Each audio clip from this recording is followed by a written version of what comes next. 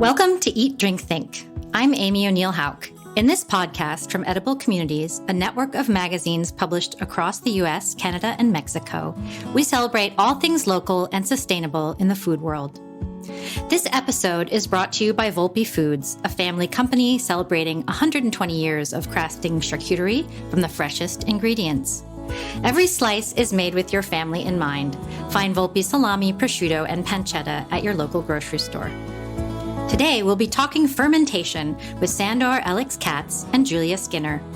Julia is a food historian, writer, and author of Our Fermented Lives, a history of how fermented foods have shaped cultures and communities.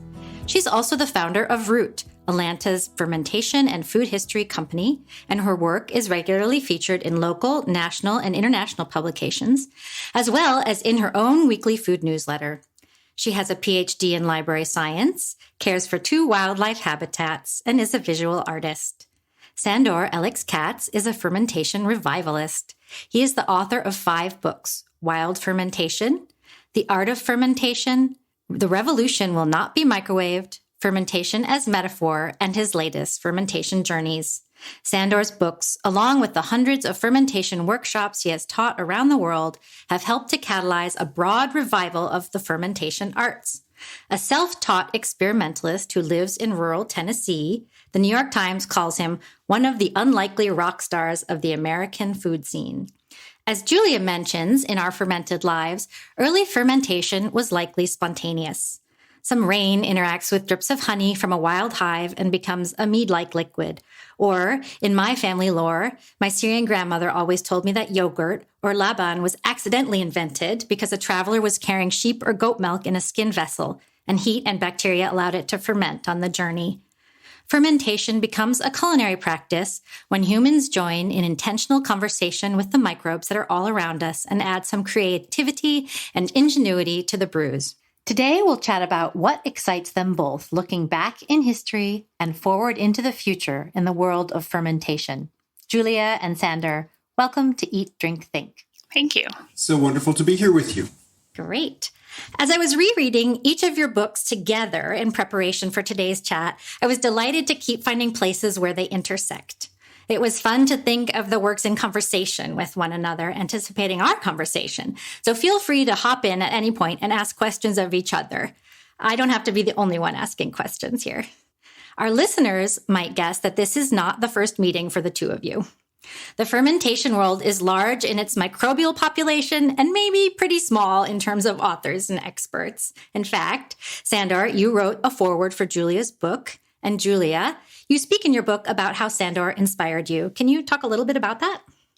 Yeah, so Sandor and I first met in 2018, and I came up for a fermentation residency up to Tennessee. And yeah, it was really wonderful to be in a space that felt like a wonderful place to learn, seeing a lot of other people interested in the same things that I am.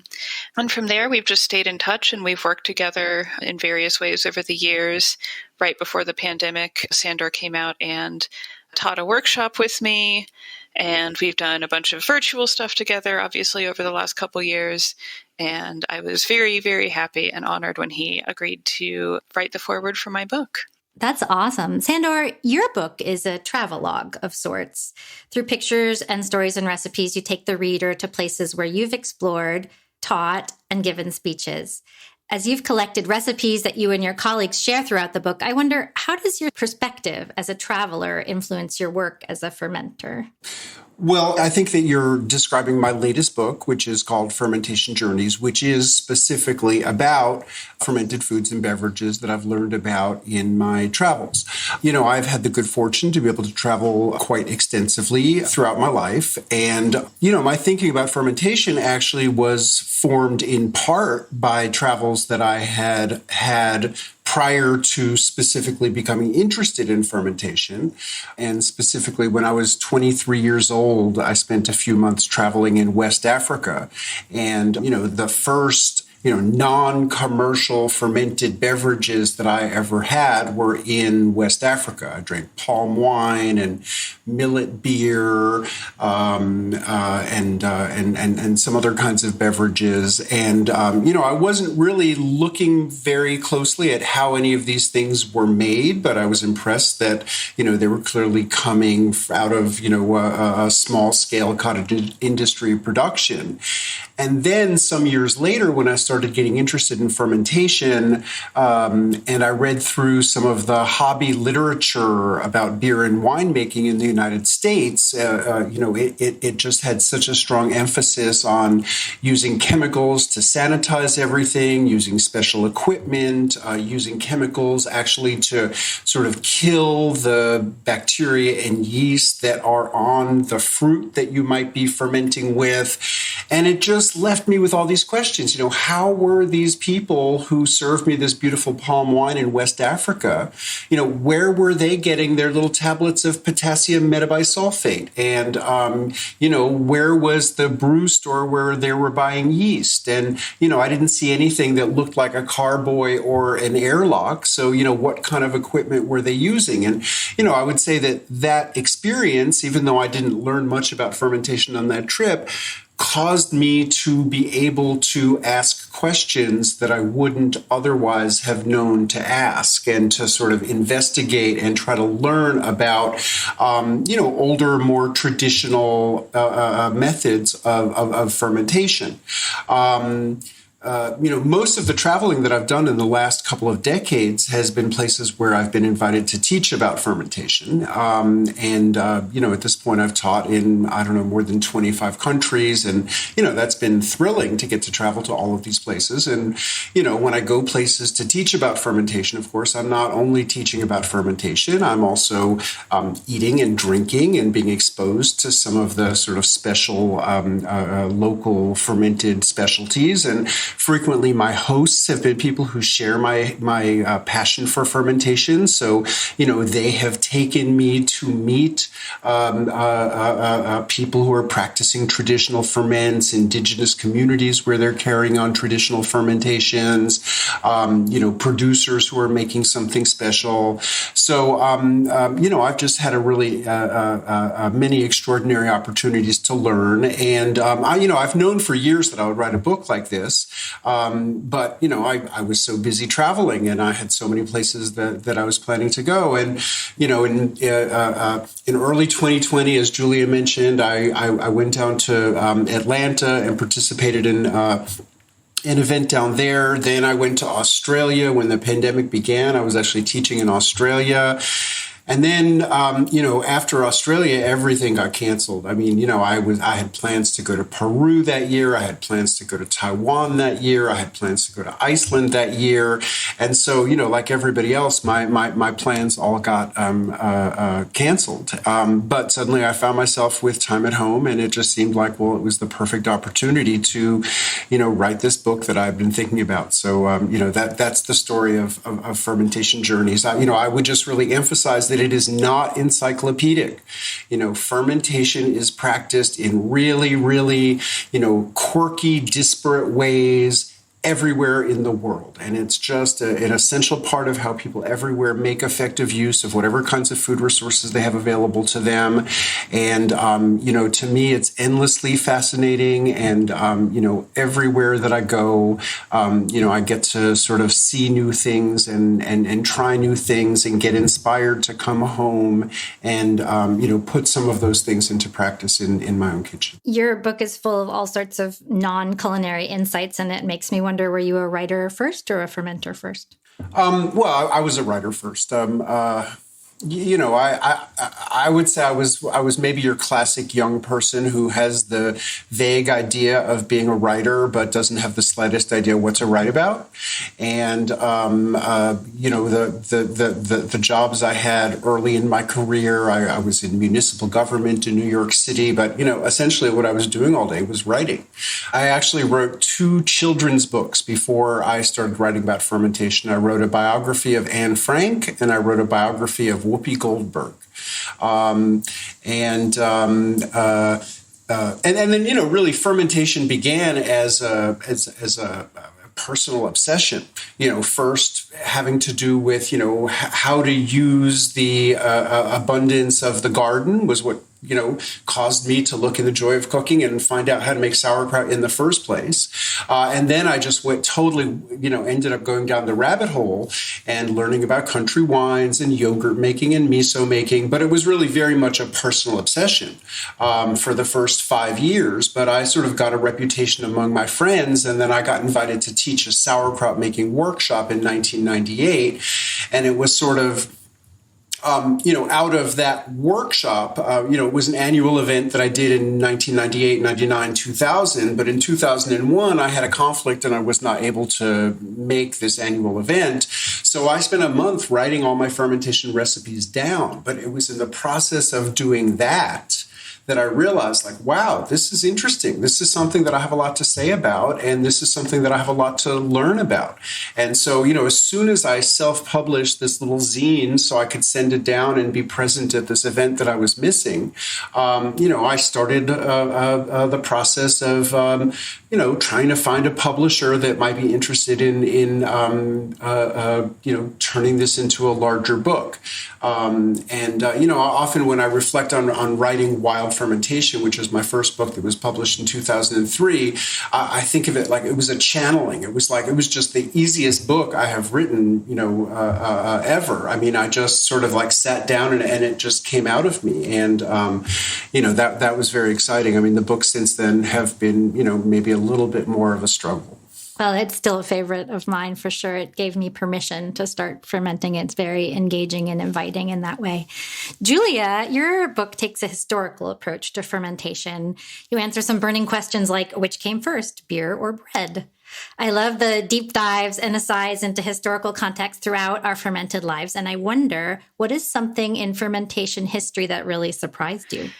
Well, I think what you brought up of the example of beer and bread is that the answer is that we don't have a clear answer, right? There's both of them kind of happened at once. And, I think what I found most interesting about studying the history of fermentation was how much history we don't necessarily have access to anymore. How many different dishes have been lost, or how many different dishes maybe are not as well known now, or we don't have a clear sense of, kind of how long they've been around.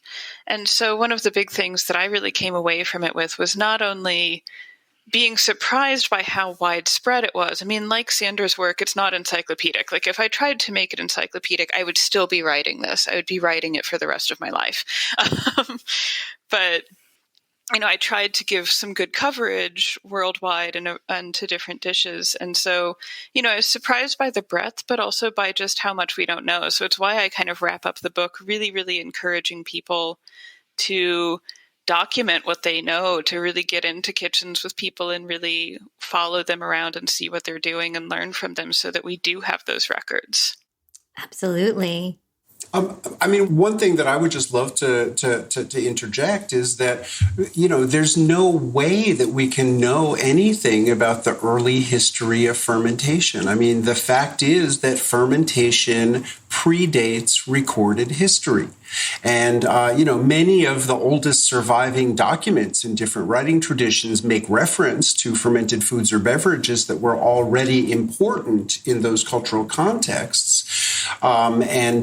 Archaeology has, some evidence. The oldest archaeological evidence is about 10,000 years old, and it's pottery shards from a site in China.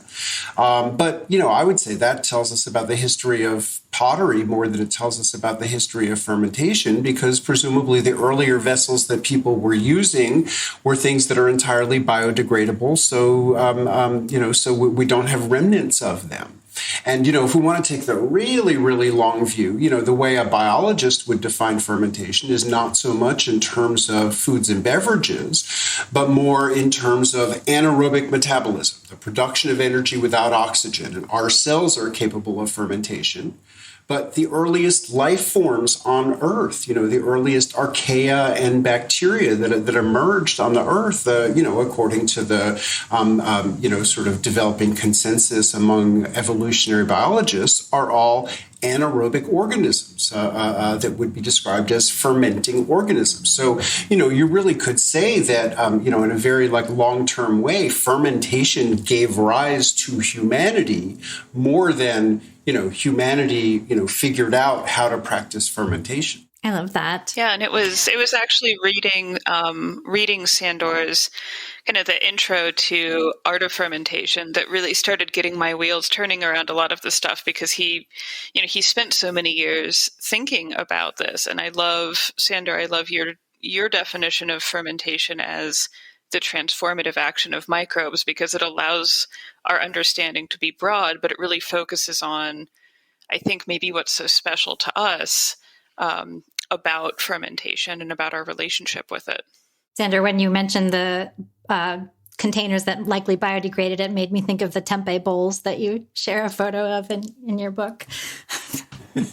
In this cafe in Amsterdam in the Netherlands, I was served soup and salad in these tempeh bowls. And of course, I've never seen anything like that, but you can make tempeh, in a variety of shapes. And I thought that was, such a great innovation. And, I mean, in general, I think, nobody's really invented any completely new fermented foods or beverages in, hundreds or probably thousands of years.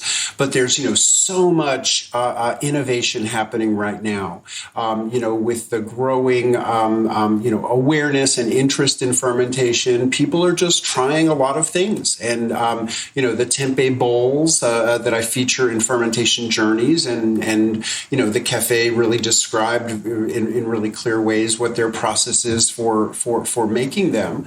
But, I think that's a really exciting innovation. And, as more and more, people in the food industry just sort of try to think about concepts of zero waste. I mean, it's just such a beautiful, practical, elegant idea. Absolutely. Sandor, over a decade ago, I was lucky enough to attend a workshop with you where you captured my imagination with your use of fermentation as a metaphor, the relationship between human culture and microbial culture being just one example. And then you went on sometime later to produce a beautiful book about it, Fermentation as Metaphor, which combines microscopy, stunning microbial photography with your own essays. Can you talk a little bit about the concept of fermentation as metaphor and about how your ideas in that space might still be evolving? Well, sure.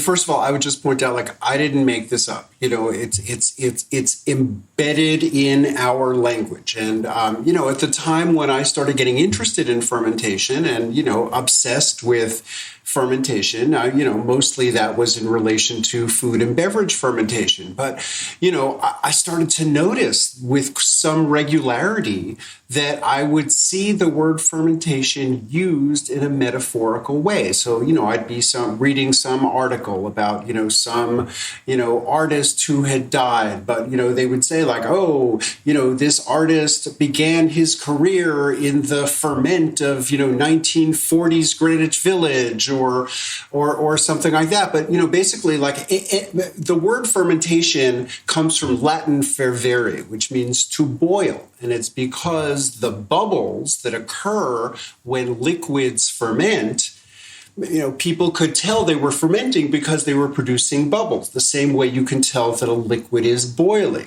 But in the English language, we started to use the word fermentation to describe any kind of bubbly, excited phenomenon. So, you can have, artistic ferment, musical ferment, political ferment, cultural ferment, linguistic ferment, spiritual ferment. I mean, fermentation is something that can happen in any realm of our lives. And I just think that this is, super exciting idea and a very, relevant and a useful metaphor for all kinds of things. And, I've mostly been focused on food, but I think, if we look at the big picture of, how food is produced, in our, contemporary world and in our country, it desperately demands transformation and change. And so, I think that, thinking about, how people who are becoming more interested and aware aware of food, we can encourage people to move that beyond to flavors and nutrients by, thinking about how they can be part of, creating a ferment of our food system and becoming, agents of transformation, almost like becoming starter cultures that, sort of help to initiate changes that obviously require, more than a single person's activity, but it has to start from somewhere. And there are all of these movements that sort of need more energy in order to be able to sort of reach their full transformative potential. Yeah, and I think both of you actually talk about and point to how fermentation is maybe one aspect of where local communities can take control of the food that they're producing. The microbes are local. They're using excess food perhaps to preserve it, which, is taking care of what's nearby. Julia, do you want to comment on that a little bit? Yeah. So, something I think that really struck me early on in learning about fermentation was kind of this idea of fermentation as a democratic process, right? Nobody is ever able to own the bacteria that are going to help you make sauerkraut. You can own specific strains of different things, particular, industrially produced brewing yeasts and things like that, but you can't own fermentation. And so it makes it so that it's a way that's very, very powerful for us to transform our food and to do that in a way that nobody can ever take away from us. The microbes we work with are all around us. And so that, I think that's a really powerful metaphor for, how it can work in community spaces. We can use this incredible resource that we can't even see, but it brings so much to, to our food and allows us to really make some great nutritional stuff. I feel like there's so many directions that you can go with it. But Sandor, I'd be curious to see kind of where your mind goes with that immediately too. Yeah, sure. Well, I think that, fermentation is such an essential part of how people make effective use of food resources everywhere. Very little of what most people actually eat day to day are the raw products of agriculture. It's all the things we can turn the raw products of agriculture into. And, one of the major ways that people transform the raw products of agriculture into the actual foods and beverages that people eat are through fermentation. And so, when we talk about, supporting local food production, when we talk about sort of expanding our sort of capacity for food production in each region, which really I think is the only route to, any kind of food security.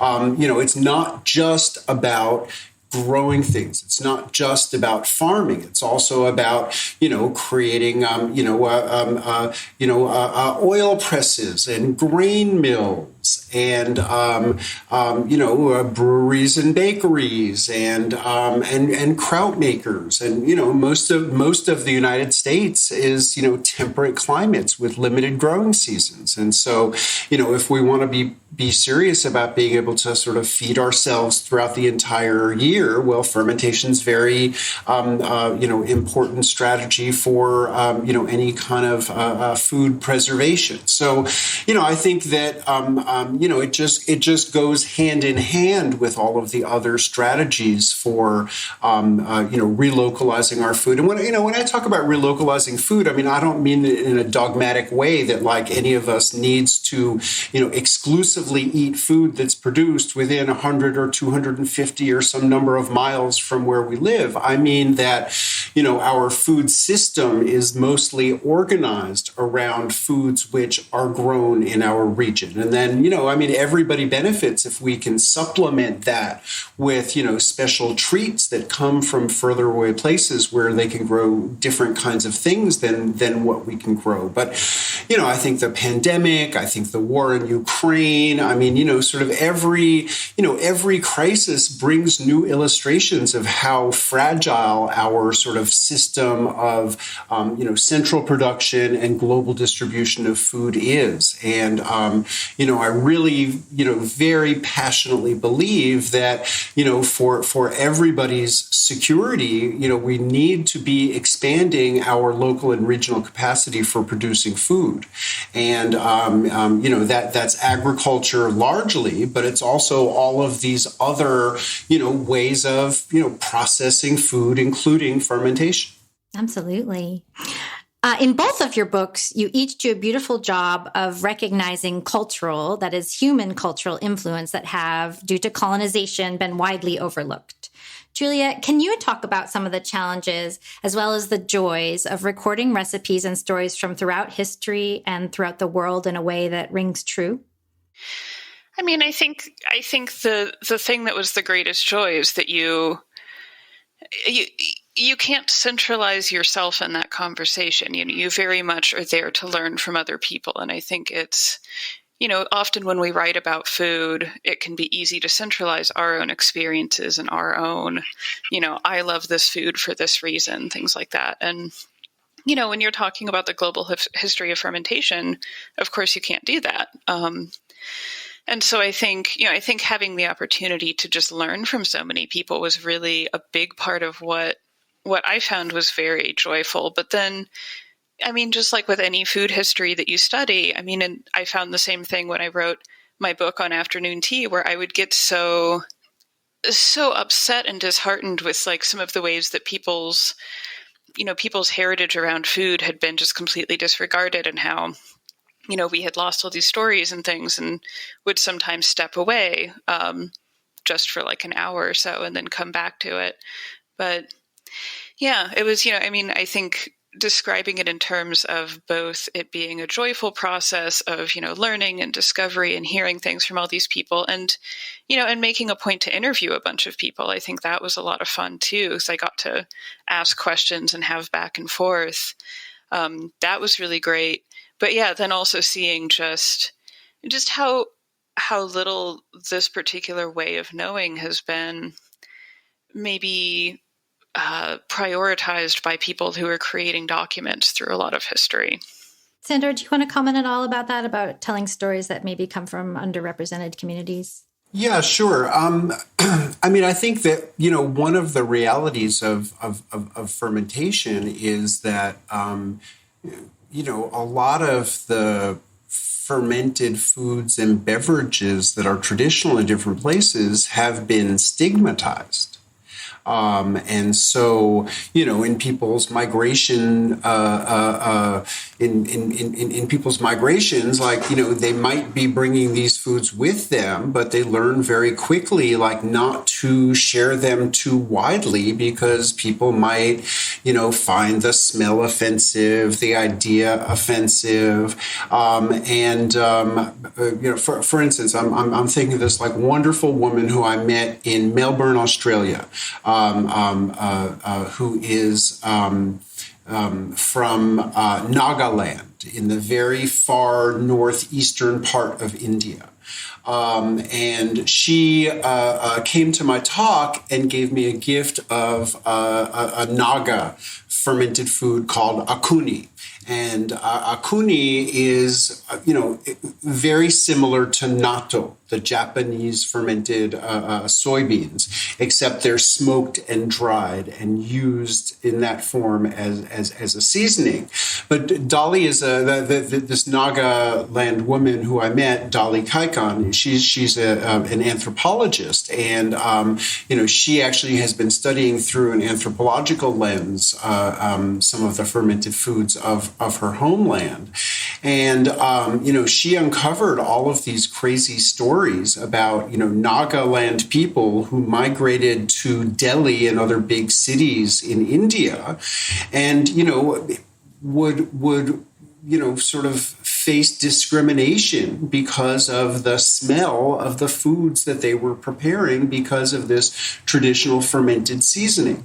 And, she even found stories of people calling the police because they were offended by the smells coming out of their neighbors' apartments. And, this echoes stories that I've heard from, Korean people who migrated to the U.S. And, today in the U.S., kimchi is trending. But, in the 70s and 80s, kimchi was not trending like this. And a lot of, Korean kids really learned to, sort of beg their mothers not to send them to school with kimchi. And, there was sort of a cloud of shame sometimes around traditional fermented foods. One of the, really best books about fermented foods that I've encountered is by a Sudanese biochemist, Hamid Dirar. It's the Indigenous Fermented Foods of Sudan. And, in North America, to some extent, a lot of people have the idea that, sort of fermentation is, something of interest to, sort of very affluent people. The story that Hamid Dirar tells in Sudan is exactly the opposite. That, when people migrate into cities, they typically leave the fermented foods and beverages of the villages that they come from behind because, they associate those, those smelly foods with the less sophisticated life of the peasants in the countryside, and that sort of their new sophisticated lifestyle in a big city doesn't have room for that. And so these foods that are really born of necessity, people sort of leave them behind when they sort of move into this sort of like new, potentially more affluent life. So I think the culture of fermented foods and beverages is fascinating to me. And, I think that there's a lot of, complex dynamics at play. And, in general, I would say that when I have expressed interest in people's fermentation traditions, they've been excited to share them. Just because you're in Alaska, I'll just, talk about, this, a couple of Tlingit people who I met in Southeast Alaska, but they were really eager to sort of share their ferments, and had the general feeling that for hundreds of years settlers to Alaska had not had the slightest interest in their fermentation traditions, which had served them so well in making effective use of the food resources available to them in their climate there. So my general experience is people are excited to share their traditional practices with people who are interested in it. But I think of course how people's stories are represented, how people's recipes are used, that you have to be, you have to have a lot of sensitivity and really let people tell their stories and not, sort of interpret it as your own story. Yeah, absolutely. Julia, taking a slightly different tack, I'm curious what you think about new high-tech uses of fermentation, for instance, in lab-grown animal-based foods. I heard a radio interview recently where a spokesperson from Blue Seafoods tried to make lab-grown seafood sound homey and familiar by saying something like, it's just fermentation, and people have been doing that for thousands of years. Well, I think it's interesting because it shows how, I guess, how versatile our relationship with fermentation is, and maybe by saying that is also an affirmation of how familiar it really is to us. That said, I personally, I don't know if I would find it as delicious as, other not lab grown meat, but I don't know. I haven't had it. Maybe I would. But we're in a moment where people have the ability to take fermentation in these directions that hasn't ever happened before. We haven't had labs with these kinds of equipment for hundreds of years. And so, I think it's less about, if I personally find it to be an appealing way to ferment stuff, which, I prefer to just throw things in a jar and kind of, let the natural microbes do their thing. But I think it's a sign that fermentation and our relationship to it are going to continue to be strong and are going to continue to evolve over time. And this is one example of that happening. Sandor, in one of my favorite passages from your book, you quote some fermenters as saying, "As preservers, we are in essence pickers of moments. First, we must find and choose that moment in the vegetable's life, in its taste, texture, and color that we want to preserve.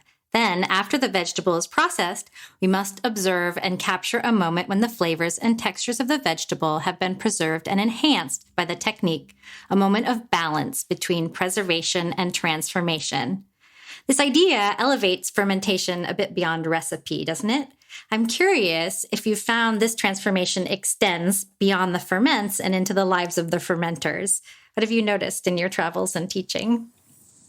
Well, I mean, first of all, let me say that quote is not from me, but that's from a couple of pages that were written by the Cultured Pickle Shop in Berkeley, California, and Ellix and Kevin, who've been running that business for at least 25 years, are just some of the most outstanding fermenters, and specifically vegetable fermenters that I have encountered in my travels, and they were kind enough to describe their process for kasuzuke, which is making using the residue of sake making, kasu, which is the sort of spent rice, along with the koji enzymes, along with bacteria and yeast, that's the residue of sake making. So they mix salt and sugar in with that, and then bury vegetables and ferment them for a very long period of time. And I think that their description of that is really it's really beautiful and vivid, but, sort of along with this idea of fermentation as metaphor. I mean, I think that, their ideas about sort of balance between sort of, the essence of the thing and what it can become under fermentation. I mean, sure, you could sort of, apply that kind of balance to, all sorts of different situations. And, certainly it comes into play in lots of different styles of fermentation. It's something that I explored a lot, actually, when I was just in Alaska, too. We did a lot when I was teaching with folks and foraging with folks. We did a lot of stuff thinking about how we can use fermentation and all of the wild foods that are available in Alaska this time of year, rose hips and fireweed and all of these wonderful things, and how we can take that to not only to have that balance as Sandor described, but also to kind of capture that moment too, and kind of how you capture the flavor of the moment in a balanced way using fermentation and wild foods. And I think that, with respect to fermentation, I mean, time is everything. And, a recipe can never give you an exact length of time that a fermentation will take, because, so much is dependent on temperature, but even more is dependent on the subjective nature of our palates and what kinds of flavors you like. And, whatever the fermentation byproduct, whether it's alcohol or lactic acid or acetic acid or various alkaline byproducts, they accumulate over time.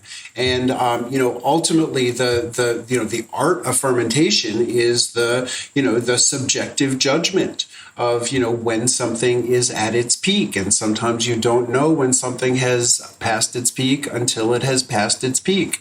And that's a lot of the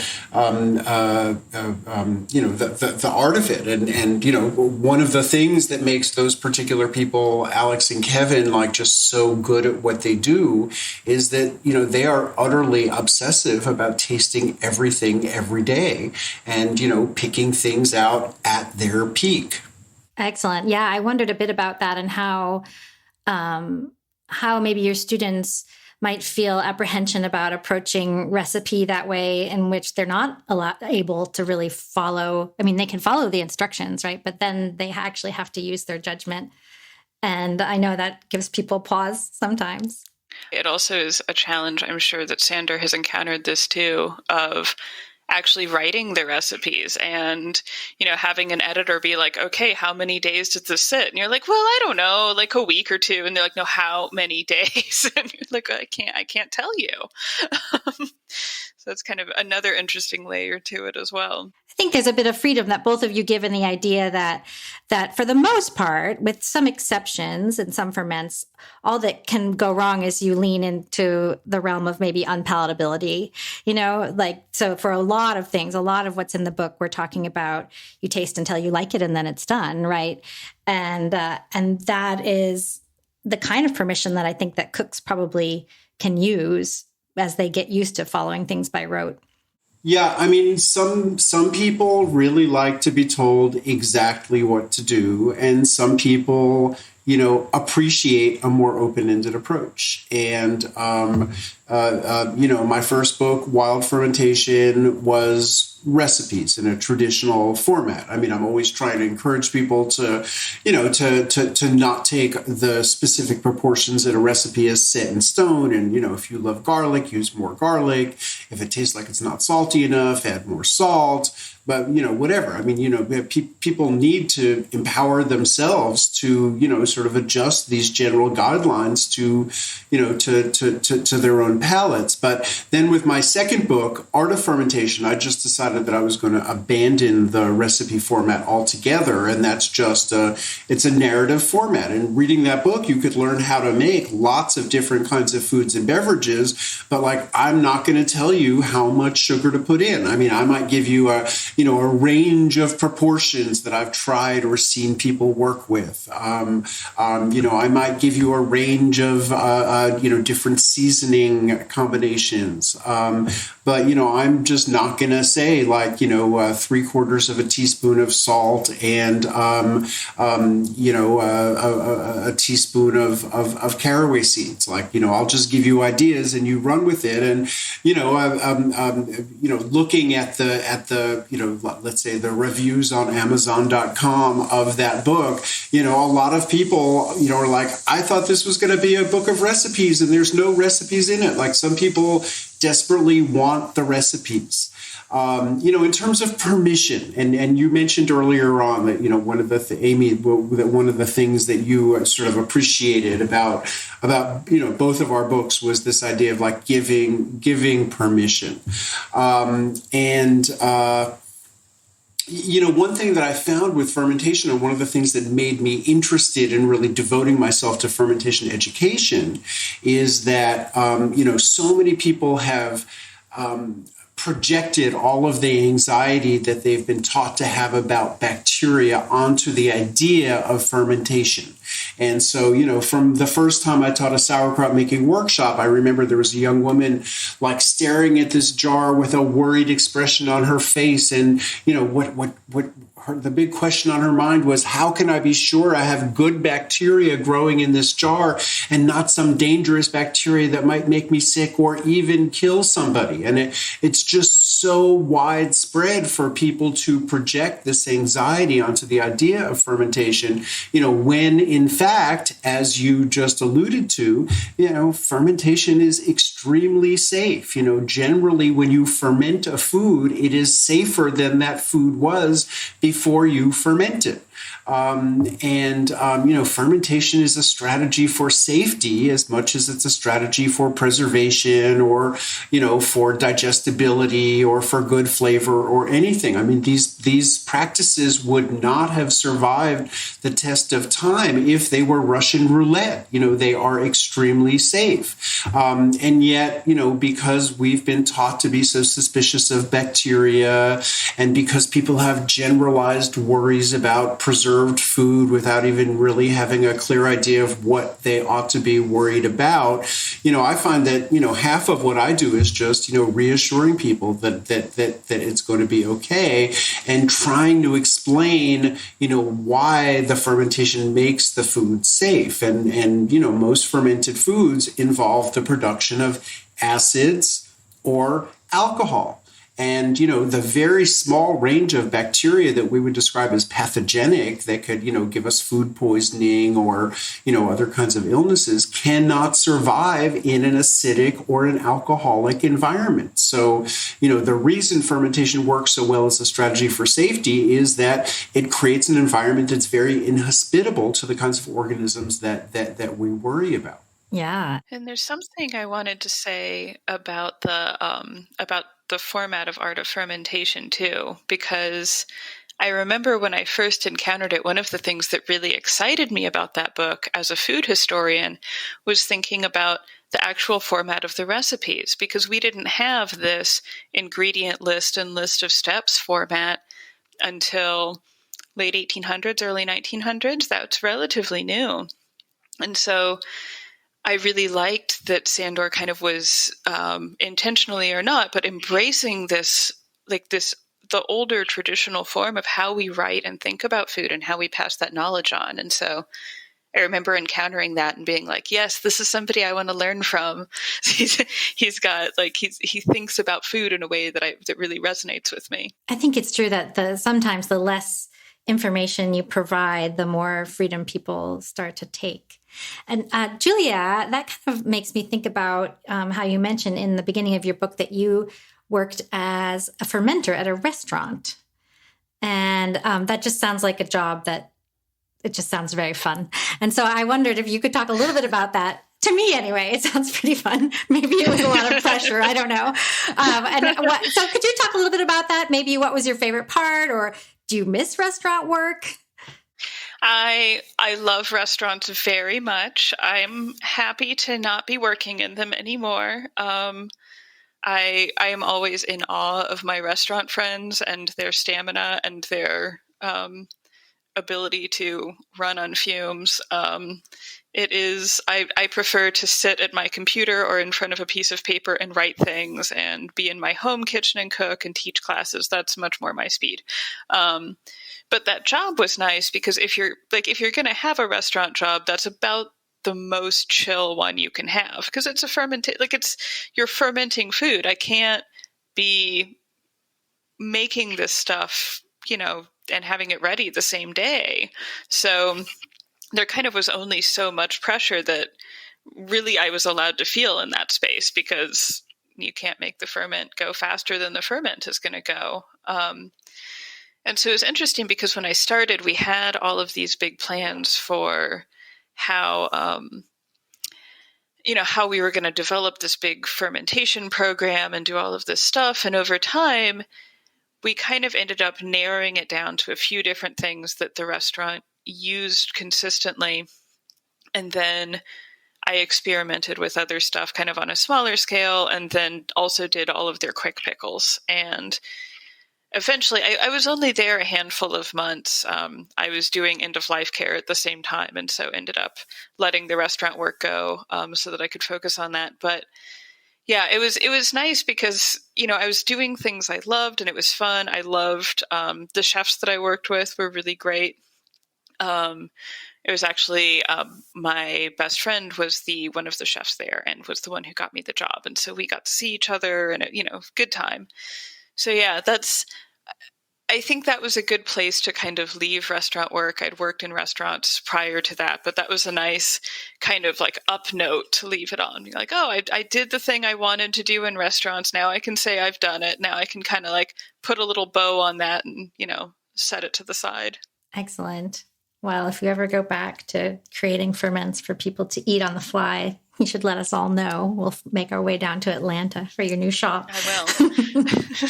Julia, two of the things I'm most excited to try from your book are the fermented pastes and the sowens. Mm-hmm. And Sandor, in Fermentation Journeys, it's the sweet potato beverage chicha. And all three of these things are things that I haven't tried before.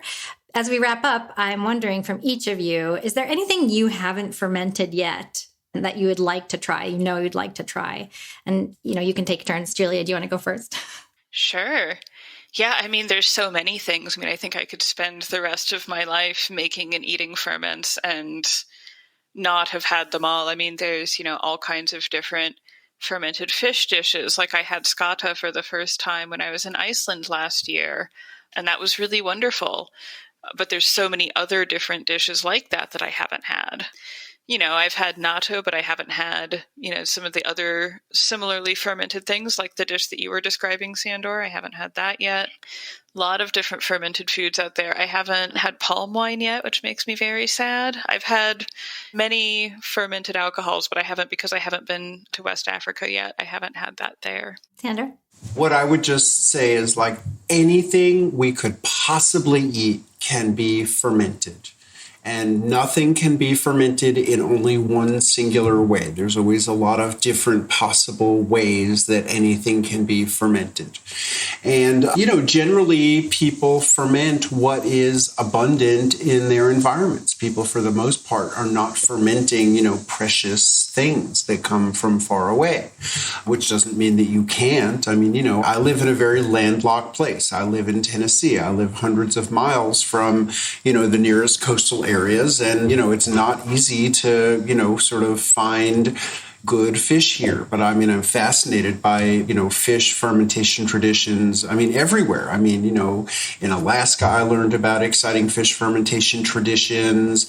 I was in the Faroe Islands earlier this year where they do some really wonderful things with fish. I love some of the Southeast Asian ways that they're fermenting fish, but I've had very little opportunity to try these things myself. And I would love to have more access to fish and to, sort of get to experiment more widely in the realm of fermenting fish. But in general, I would just say I love how expansive fermentation is. And one of the things I've been making regularly is a Chinese style of fermenting vegetables in a perpetual brine. So, I have this jar here of pao tsai, but, the brine I started, 3.5 years ago.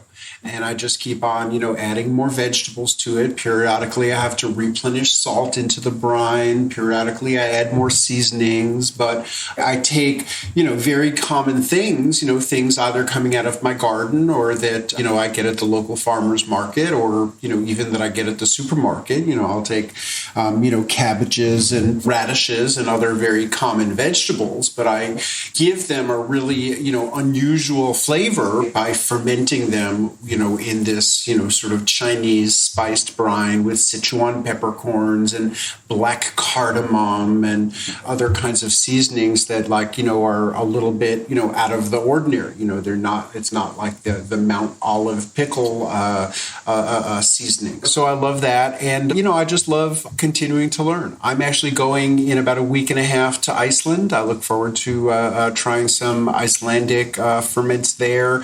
And then I'm going from there to the Arctic part of Norway. Well, it's good that both of you still find your curiosity piqued and you have a lot more to say and a lot more that you want to find out about fermentation. And thank you very much. It's great to see that there's just so much that both of you are still, your curiosity is piqued. There's so much that you still want to learn and try and find out about in the world of fermentation. I appreciate you joining us, Sandor and Julia. It was so nice to talk with you both. Wonderful to get to talk to you too. Thank you so much. We've been listening to authors Julia Skinner and Sandor Ellix Katz. Thank you for joining us today at Eat.Drink.Think. If you like this episode, be sure to subscribe wherever you get your podcasts. And don't forget to pick up your local edible magazine. You can find show notes for today's episode at ediblecommunities.com.